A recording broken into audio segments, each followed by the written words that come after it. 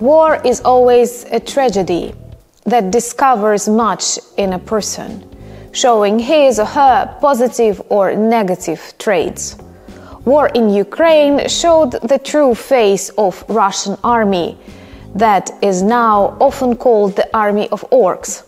They loot, they steal television sets, microwave ovens, sneakers and clothes, cosmetics and perfumes.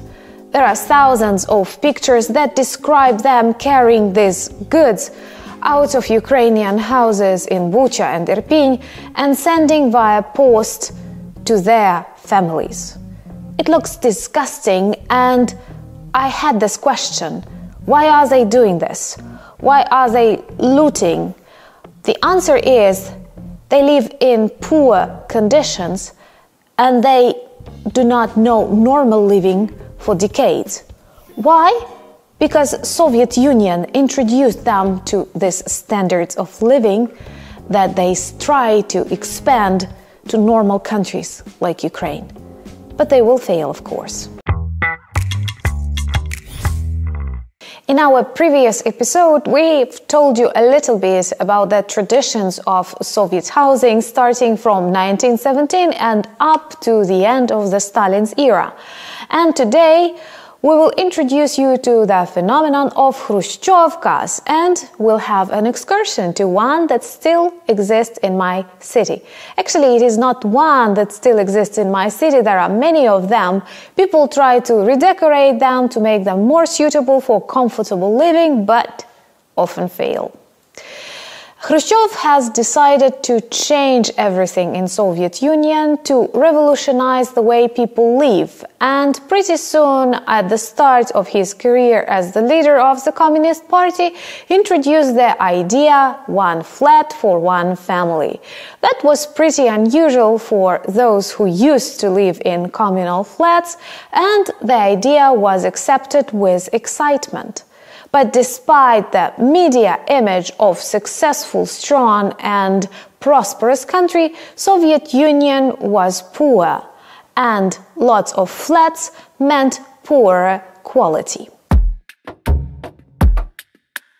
Many of you who live in countries that were once occupied by Soviet Union or close to communist regime can recognize blocks of houses that don't have any particular style and resemble rows of boxes and boxes and boxes.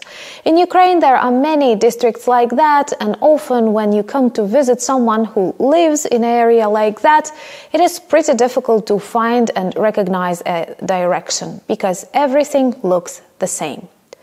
When the building of Khrushchyovkas, named so after the leader of Soviet Union who invented the idea, so when the construction of Khrushchyovkas began, architects started to ignore city standards, city architecture, and tried to build as many houses as possible, not thinking about the environment around them. Yards were disappearing, parks were disappearing, and as a result, people living in those houses did not care about things happening around, which led to some garbage, to benches and other playgrounds that were abandoned, were not cared for, because they actually did not belong to anyone.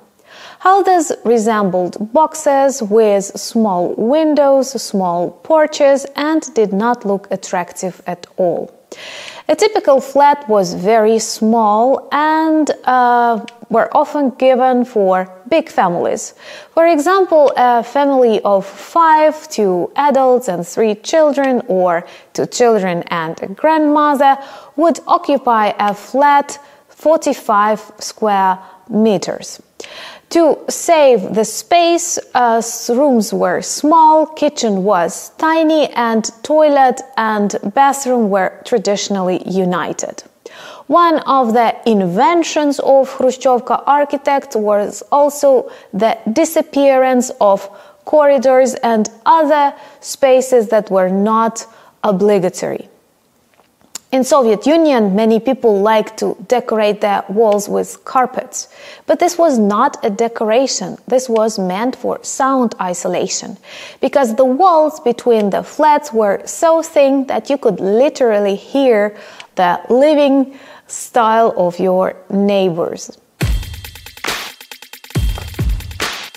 I have visited many Khrushchevkas where my friends, acquaintances or classmates lived, and for me the most surprising things were, first, when you enter the flat and you enter the living room without any corridor or something.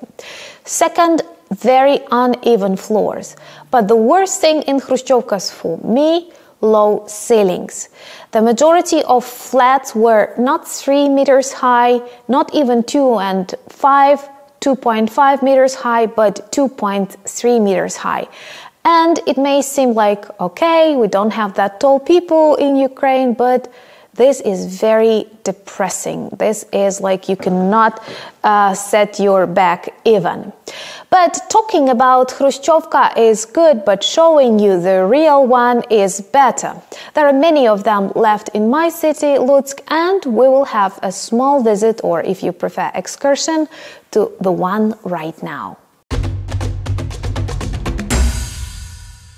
We have come to a traditional Khrushchevka house that is located in one of the districts of my city to check the flat and to show you what was life back in that time.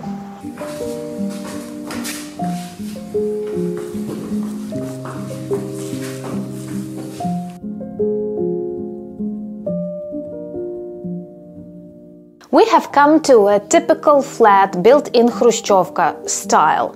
And this is a living room, but in the flat with one room it was a bedroom, a living room, a kid's room, and whatever you can think about.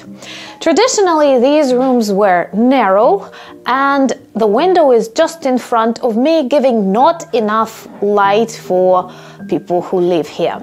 The decoration of this flat is also very, very traditional, with a sideboard that occupies all the wall to the left of me, with books, glasses, vases, photos that are important, and souvenirs from different places the host ever visited. As I have already mentioned to you, the ceilings were pretty low, and actually if I jump I can touch the ceiling, but I won't because I don't want to frighten our kind host. Sofas and armchairs, tables, all were put at the other side of the room for some space to move. And if you imagine a family of 5 people living here, this would definitely be difficult, or guests coming or something like that. A specific room for storage was hidden in one of the walls. That is why we may say that Khrushchevkas were about saving the space but not giving the comfort to people.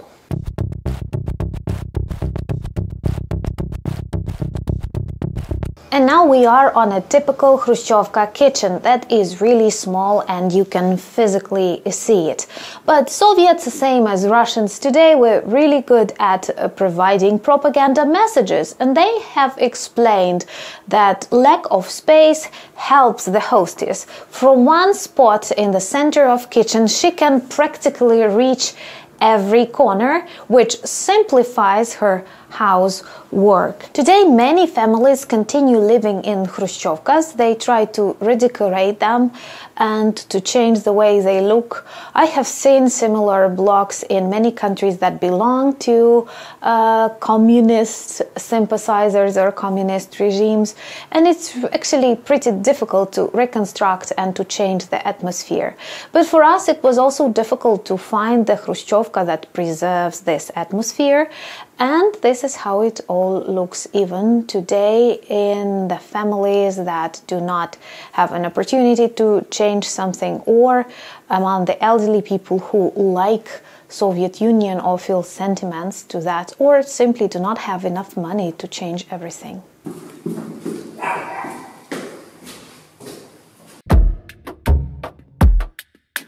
Let us know in the comments below if you like this kind of excursion into Soviet past that is still present in Ukraine and in many other countries that were occupied by the USSR.